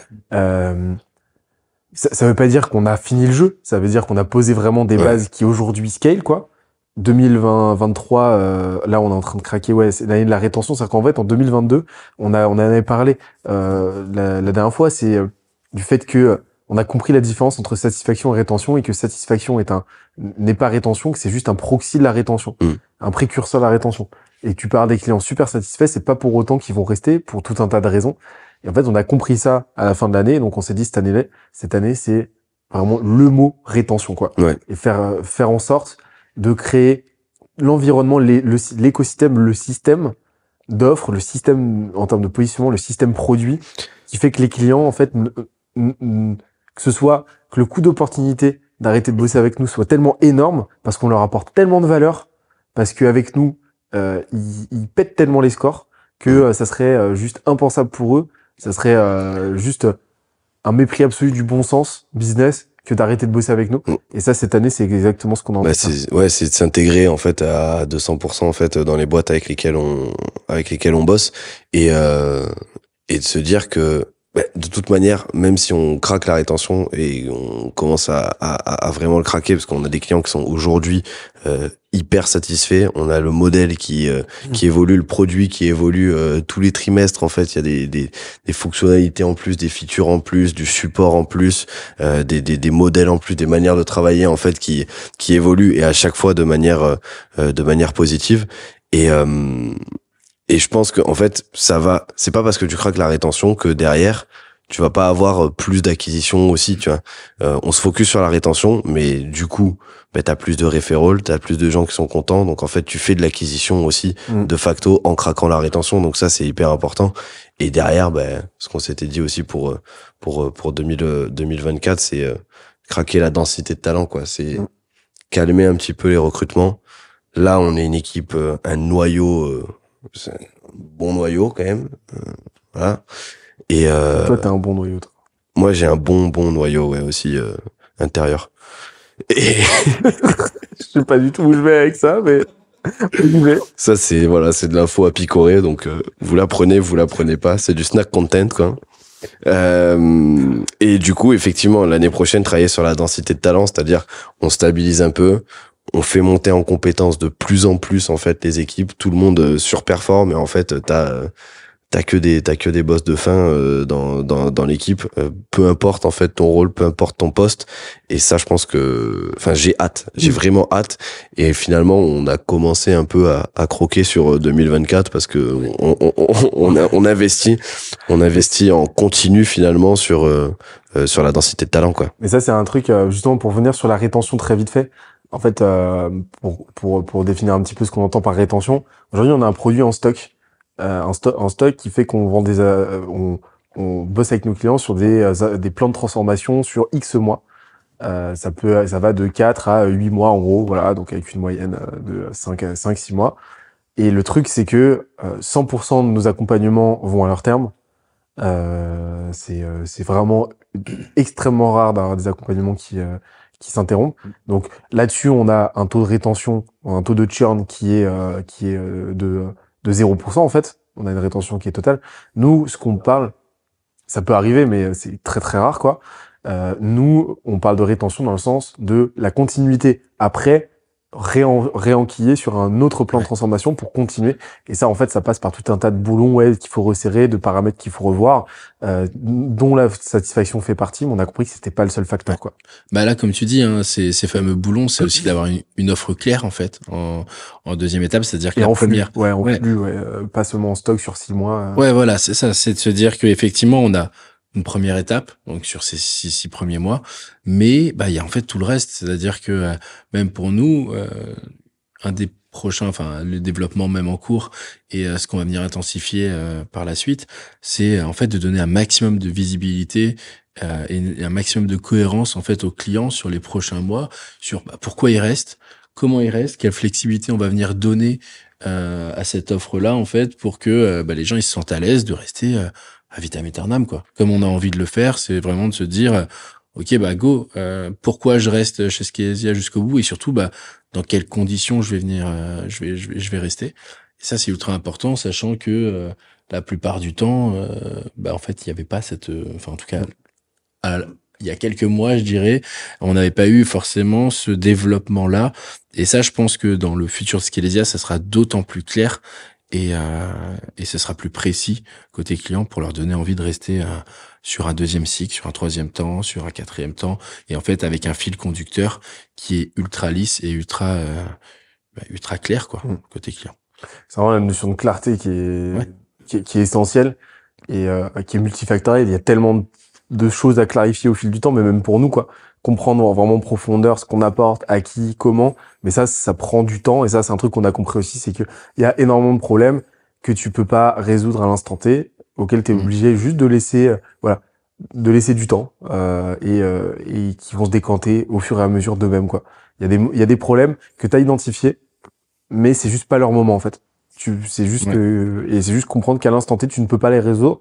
Donc, mets-les de côté, garde-les en ligne de mire, et puis, ça viendra quand ça viendra, en fait. Et, sur la partie densité de talent, en fait, on est parti d'un calcul très simple qui est qu'on a regardé, combien cette année, l'enveloppe salariale a représenté. Donc, combien on a, investi, combien la boîte a investi cette année pour faire grossir cette équipe. Et on s'est dit, OK, l'année prochaine, combien de recrutements maximum on est prêt à faire? Donc, on s'est donné un quota maximum de recrutement. Donc, on va recruter une personne par quarter maximum. Sachant que l'objectif maintenant, c'est, en gros, pour faire l'analogie avec une équipe de sport, on a réuni notre 11 de légende. Là, l'objectif maintenant, c'est d'apprendre à cette équipe à travailler, à surperformer ensemble. Et c'est pas tant le 11 de légende, on l'a pas encore. Tu vois, c'est cette idée en fait. La draft est faite. Ouais, la draft est faite. On a trouvé toutes les pépites. Tu vois, ceux qui ont un potentiel ultra fort et ceux qui vont pouvoir vraiment devenir ce côté légende, parce que légende, moi, je vois ce côté un peu, tu sais, boss de fin. Et c'est pas marrant. Et puis en plus, pareil, dans le début d'une boîte, compliqué d'avoir que des légendes à proprement parler. Par contre, un potentiel pour devenir une légende, tu vois, ça, je pense que c'est quelque chose qu'on arrive à bien discerner. Et là, ouais, cette volonté de les faire grandir, de les faire progresser, tu vois, de les faire évoluer au fur et à mesure. Ça, je pense que on déborde d'idées, on a un potentiel énorme avec le collectif, etc. Ça, c'est une vraie volonté de pouvoir, en fait, les faire arriver à un niveau qu'on n'aurait même pas imaginé, et avoir une équipe qui a envie d'aller atteindre ce niveau-là, c'est aussi très important, et c'est ce qu'on a aujourd'hui, quoi. Et ce qu'on s'est dit, en fait, c'est ce qu'on aurait investi pour faire grossir l'équipe à la hauteur de ce qu'on a fait de grossir là l'année précédente. En fait, cette somme-là, on va l'investir, on va la diviser par nombre de personnes dans l'équipe, et on va l'investir dans chaque personne pour les faire progresser, pour investir dans de la formation, dans des accompagnements par nos experts. On s'est créé un petit avantage comparatif qui fait qu'on a accès aujourd'hui aux meilleurs experts de l'écosystème français, voilà. Et donc en fait, chacun va pouvoir prendre du temps avec les experts pour progresser en fait sur le sujet qu'ils veulent, et les sujets qu'ils veulent en fait quand ils le veulent. Et ça ça fait vraiment partie des trucs qui vont nous permettre l'année prochaine de faire que ce sera l'année de la densité de talent, et que je suis persuadé, les gars, qu'on peut plus que doubler l'output global de l'équipe, vraiment minimum doubler l'année prochaine grâce à ça, quoi. Mais de toute façon, c'est l'objectif, hein, là, sur cette idée de 11 de légende. Pour moi, dans l'équipe actuelle, on a déjà des personnes qui sont excellents en fait dans ce qu'ils font. Si tu vas comparer aujourd'hui avec d'autres boîtes, on a la chance aussi dans notre métier, de pouvoir se confronter en fait à plein de boîtes en fait au quotidien. Donc on voit ce qui se passe dans les autres boîtes. On le sait, on comprend, et on sait qu'il y a déjà, en fait, on a déjà une densité de talent qui est énorme. Mais quand on parle effectivement de légende, c'est, par exemple, moi je me dis, dans l'équipe sales, j'ai envie d'avoir, je sais pas si t'as une équipe de 10 sales. Dans les 10 sales, t'as les 8 meilleurs français, quoi, tu vois. Mais genre, je suis en train d'arriver à un point de mégalomanie qui est grave, où j'ai envie, genre, d'avoir... Un point de Scalesia Tower. Ouais, genre, là, je suis dans un point d'ambition par rapport au collectif, par rapport au collectif, et par rapport à ce qu'on a envie de créer, en tout cas, pour l'équipe et dans l'équipe, qui est juste dingue. Et ça, nous l'oublions pas, avec une moyenne d'âge qui est quand même assez basse. Donc 13 ans et demi à peu près. Ouais, 13 ans et demi de moyenne d'âge pour une boîte qui a dépassé le million. Je sais pas si vous vous rendez compte. On est tous des mineurs. C'est quand même voilà, c'est juste qu'on n'a pas fait venir un huissier pour être dans le Guinness Book, mais c'est quand même assez fou, quoi. Allez, 14 ans peut-être l'année prochaine, mais du coup, enfin, sur la densité, ils ont tout à gagner. Je me dis quand ils seront majeurs, t'imagines? Quand ils seront majeurs, je me dis, quand l'équipe sera majeure, je pense que ça va être assez dingue, et que on va faire pas mal de bruit, ça va faire couler pas mal d'encre, et je pas mal de Nesquik aussi. Ouais, aussi, ouais. Mais les gens se demandent pourquoi je dis que le travail aujourd'hui c'est une garderie pour adultes. Bah voilà pourquoi. Nous, on est une garderie pour adolescents. Voilà. Exactement. Mais on a un collège en fait. Collège, 13 ans, ouais, c'est ça, collège. Non, mais je trouve que c'est important, parce que déjà de 1, ça montre cette envie, ça montre l'envie qu'on a de faire monter en compétence les gens. Donc de par notre média, de par notre contenu, mais aussi du fait que la plupart des boîtes, ils vont aller chercher ces talents-là qui sont déjà tout faits. Tu sais, il y a ce côté, en fait, t'arrives dans le magasin, tu vois pas trop le potentiel, tu vas prendre celui qui est neuf, alors qu'en fait, tu peux être derrière, en fait, à dénicher des talents qui sont juste incroyables, et avec cette envie de les faire monter en compétences. Et ça, je trouve que ça se joue très bien avec ce côté média, et ça se visualise, et ça se sent directement dans l'équipe, quoi. Et ça, je trouve ça ultra important, et ultra dingue, quoi. Enfin voilà. Non, je suis d'accord avec ce que tu viens de dire. On a envie de faire monter en compétences les gens. Donc, si tu t'appelles Jean, que t'as envie de monter en compétences, tu peux rejoindre l'équipe de Scalesia, quoi. Voilà. Très beau département, la compétence, d'ailleurs. Ouais. Monter un- Ouais, très très bon. Ah, On ouais. passe à la suite. On passe à la... je pense qu'on va passer à la fin. Il est 22h, les gars, on n'a pas dit. C'est clair. On est tous... Ouais. Là, on est en hypoglycémie latente, là. C'est la... Il est... on a dormi 2 heures en 5 jours, c'est la pleine lune. Ça vient... Là, il y a Julien derrière la caméra qui est en train de se transformer en loup-garou. C'est pas fou. Donc, Ouais, on va couper. on va C'est dans la boîte. on va compléter. On l'a. Alors, bah, Ouais, alors, non, on va couper sec. un mot de la fin. Pioche. Encore lui, Rod. Rod. C'est un nom de la fin, du coup. Tu veux avoir un mot de la fin? Ouais. Un vrai mot de la fin ou genre un mot Les deux. Allez, le deux. Bah, au premier mot, je dirais un luminaire. Un luminaire. Luminaire, voilà. Un luminaire. Et On a non, fait un luminaire. voilà, qu'on a ça. Je vais encore faire chier Alexandre, mais Alexandre, sers-nous un petit luminaire là sur la table, là, s'il te plaît. Mais non, là, ce qui pourrait être pas En forme intéressant, d'éléphant c'est en forme d'éléphant rose pour lever le niveau. Mais non, c'est de se dire que ouais, je pense qu'il y a il y a eu beaucoup d'évolutions, que si on en est arrivé à là, c'est aussi au prix de plusieurs erreurs, de plusieurs itérations, d'optimisation. Et je trouve que on a tendance à vouloir vraiment faire le truc parfait. Et c'est pour ça qu'on voulait vous montrer rapidement cette vidéo, ce côté avant, pendant et après, avec une ambition forcément débordante sur l'après. Et qui est partagé, donc ça c'est aussi très cool, et c'est ce qui nous permet aussi de pouvoir l'atteindre, en tout cas ce après, et voilà. Et je dirais que je pense que ça c'est déjà un bon premier point. Non mais voilà, c'était un peu l'objectif d'ailleurs de cette émission un peu en hors série, donc Alors déjà, mot de la fin en flétant.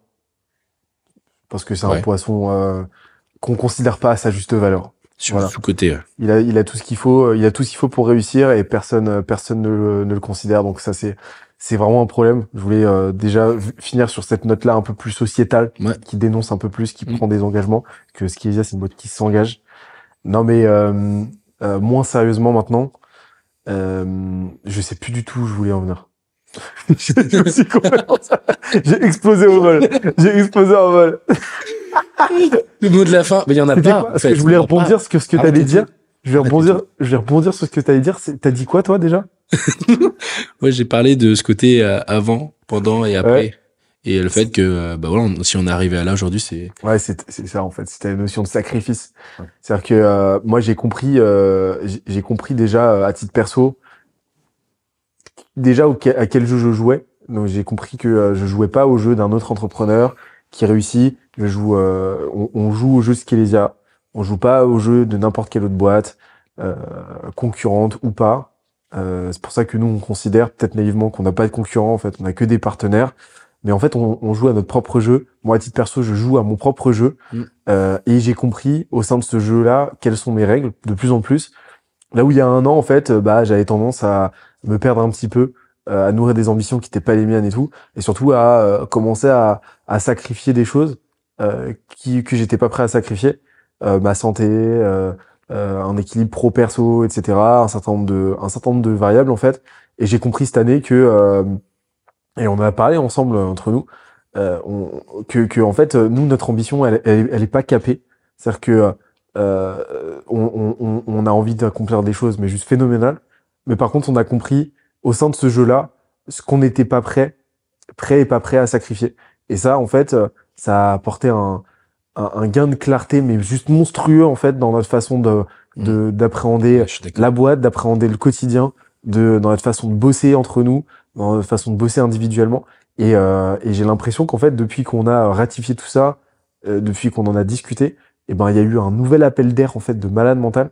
En fait, aujourd'hui, je me sens mais tellement serein dans ma façon de bosser. Je me sens tellement de plus en plus serein aussi. Et c'est juste voilà. Je pense que c'est un conseil que je peux donner à énormément d'entrepreneurs, c'est vraiment prenez le temps de définir le jeu auquel vous jouez. Ne fonctionnez pas par comparaison, par analogie. N'essayez pas de vous comparer à tel entrepreneur qui est en train de tout péter, etc. Parce que vous n'avez pas les mêmes déterminismes, vous n'avez pas les mêmes prédispositions, vous n'avez pas les mêmes aspirations aussi. Donc vraiment prendre ce temps-là introspectif en fait et ratifier vraiment avec soi-même la liste des choses qu'on est prêt à investir et la liste des choses qu'on n'est pas prêt à investir / sacrifier. Parce que si on fait pas ce travail-là, on peut se retrouver très très vite aspirer dans cette course-là et se retrouver 1 an après, 2 ans après, complètement cramé, tout simplement parce qu'on a rogné sur les mauvaises choses, quoi. Et moi, je suis très content d'avoir su lever le pied assez tôt, Ouais. parce que ça commence à vraiment, vraiment être très dommageable. Et là, aujourd'hui, c'est trop cool, quoi. C'est trop cool. T'as faim? Non, j'ai déjà mangé. T'as tout mangé? Ah bon?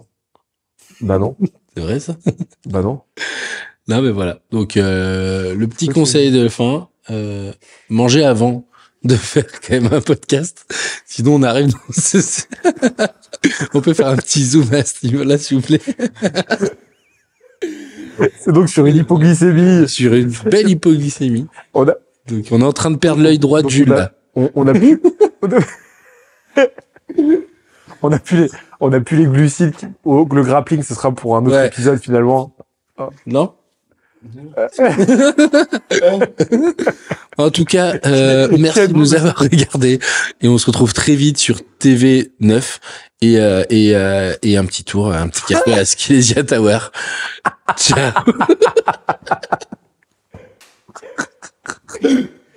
Pire lancement. Lancement des années 2000, lancement des années 2000. Allez, C'était Christian François, à vous les studios. allez, à vous les, à vous les studios. Ouais. Ouais.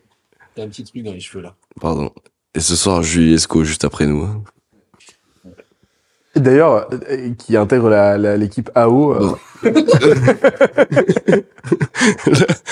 Très prochainement, hein, finalement, puisqu'elle arrive la semaine qui prochaine. arrive demain. Dimanche. Dimanche. Veille de jour férié. C'est vrai, quoi, c'est n'importe quoi le mois de mai. Dimanche, veille de jour férié. Il y a que des semaines de fériés, en fait, en ce moment. Donc c'est top. Bon, vous pouvez me laisser partir, s'il vous plaît. Est-ce qu'on se fait un petit mot de la fin? Mais je pense qu'il a déjà fait. Long mot de la fin. Je crois des mots de la fin. Hein, là, je pense qu'on est pas mal. Il a fait pas mal de mots de la De toute fin, façon, j'ai déjà. toujours été nul à chier pour les outros, donc ça va couper maintenant.